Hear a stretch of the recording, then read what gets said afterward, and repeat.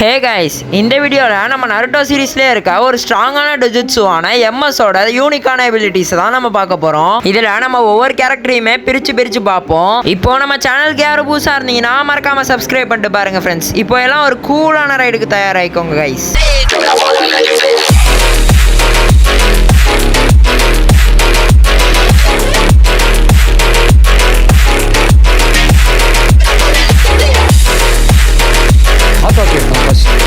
ஃபர்ஸ்டே நம்ம உச்சியா கிளானோட கிரியேட்டரான இந்திரா ஒட்சுசுகியோட எபிலிட்டிஸ்லாம் பார்ப்போம். இவர்கிட்ட இருக்கிற யூனிக்கான எபிலிட்டி என்னன்னு பார்த்தீங்கன்னா அது அமத்ராசு மாதிரியே இருக்கிற ஒரு பிளாக் ஃப்ளேம்ஸ் தான். அமத்ராசு மாறிலாம் இல்லை, அமத்ராசுவே தான். இதை எப்போ யூஸ் பண்ணியிருப்பாருன்னா நம்ம ஆஷ்ரா வர்சஸ் இந்திரா பேட்டில் தான் நம்ம இந்திரா இதை யூஸ் பண்ணியிருப்பாரு. நம்ம ரெண்டாவதா யாரோட எம்எஸ் எபிலிட்டியை பார்க்க போறோம்னா அது நம்ம சிசியு உச்சியாவோடது தான். நம்ம சிசியோட யூனிக்கான எம்எஸ் எபிலிட்டி எதுன்னு உங்க எல்லாத்துக்குமே தெரிஞ்சிருக்கும். வேற என்ன, நம்ம கோட்டோ மட்சுகாமே தான். நம்ம நருட்டோ வர்ஸ்லயே ஒரு ஸ்ட்ராங்கான கெஞ்சுட்சுனா அது நம்ம கோட்டோ மட்சுகாமே தான் நான் சொல்லுவேன். இந்த கெஞ்சுட்சுல யார் லாக் ஆகுறாங்களோ அவங்க தான் கெஞ்சுட்சுல இருக்காங்கிறது தெரியாம வேலை பார்த்துட்டு இருப்பாங்க.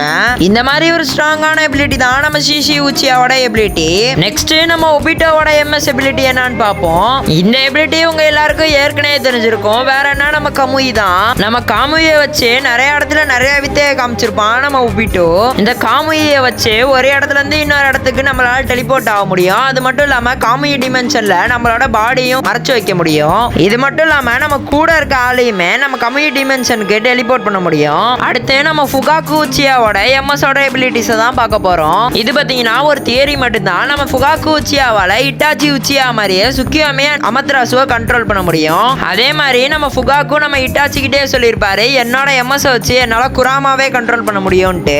அடுத்து நம்ம கோஸ்ட் ஆஃப் தி உச்சியா மாதரா உச்சியாவோட எம்எஸ் எபிலிட்டிஸ் தான் நம்ம பார்க்க போறோம். இதுவுமே பாத்தீங்கன்னா ஒரு தியரி மட்டும்தான். ஏன்னா இவரோட எம்எஸ் எபிலிட்டிஸையுமே எந்த இடத்துலயும் ரிவீல் பண்ணிருக்க மாட்டாங்க நம்ம நருட்டோ சீரீஸ்ல. நம்ம மாதராவோட லெஃப்ட் ஐயால நடந்து முடிஞ்ச ஈவெண்ட்டை 2 நிமிஷம் ரீவைண்ட் பண்ணி பார்க்க முடியும். அதாவது இது வெளியே இருக்கவங்களுக்கு தெரியாது, அவருக்கு மட்டுமே தான் தெரியும். நம்ம யூடியூப்ல எப்படி பேக்வேர்ட் பண்ணி பார்க்குறோமோ அதே மாதிரி நம்ம மாதராவாலுமே பேக்வேர்ட் பண்ணி பார்க்க முடியும் தான் சொல்றாங்க. அடுத்து நம்ம மாதராவோட ரைட் ஐயால டைம் அண்ட் ஸ்பேஸை 30 செகண்டுக்கு ஃப்ரீஸ் பண்ண முடியும்னு சொல்றாங்க. இதே நம்ம ஜேஜேகேல கேட்ட மாதிரியே டைம் மேனிபுலேஷன் மாதிரி தான் இருக்கு.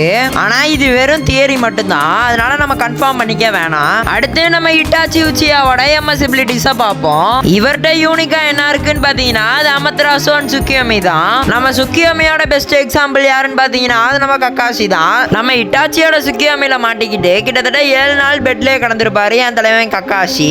அது மட்டும் இல்லாம நம்ம இட்டாச்சியோட அமத்ராசுவால எதை வேணாலும் எரிக்க முடியும். கிட்டத்தட்ட இந்த அமத்ராசுவை யாராலையும் அணைக்கவே முடியாது. இதை அணைக்கணும்னா ஒண்ணு அந்த ஜுட்சு கேஸ்டர்ஸ் ஆகணும், அப்படி இல்லைன்னா இது அந்த பொருளை எரிக்கிற வரைக்கும் இது எரிஞ்சுக்கிட்டே தான் இருக்கும். நம்ம கடைசியா நம்ம லாஸ்ட் உச்சியாவான சாஸ்கே உச்சியாவோட யூனிக்கான எபிலிட்டியை பார்ப்போம். நம்ம சாஸ்கேட்ட இருக்கிற யூனிக்கான எபிலிட்டியும் அதே அமத்ராசு தான். ஆனா அவன்கிட்ட இருக்கிற இன்னொரு எபிலிட்டி என்னன்னு பாத்தீங்கன்னா அவனோட ரைட் ஐயை வச்சு இதை வேற வேற ஷேப்புக்கும் மாத்திக்க முடியும். அவ்வளவுதான், இதுதான் நம்ம எம்எஸோட யூனிக்கான எபிலிட்டிஸ்.